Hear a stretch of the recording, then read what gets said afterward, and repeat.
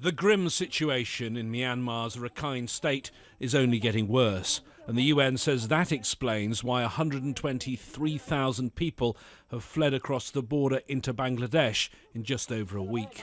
They have horrific stories. Some reported that their family members were burnt or shot or slashed to death.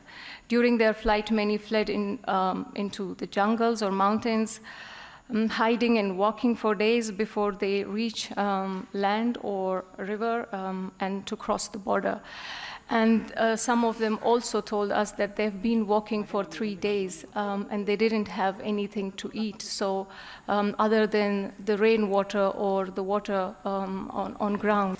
The UN Special Rapporteur for Myanmar says the most prominent political figure in the country, Aung San Suu Kyi, needs to step up.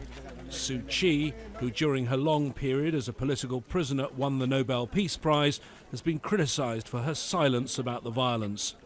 Does the UN Secretary-General think she needs to do more now? Is it now not time for Aung San Suu Kyi to speak out, use her moral authority and political power in her own country to speak out about the human rights abuses you've talked about? And would you describe those human rights abuses now as ethnic cleansing? I think that we are facing a risk. I hope we don't get there. And I appeal to all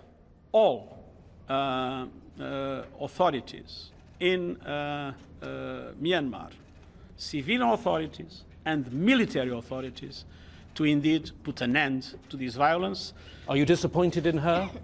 It's not a matter of being disappointed. I understand the complexity of the situation in Myanmar. We want a Myanmar that is democratic, but we also want a Myanmar where the Rohingya population will see their rights fully respected.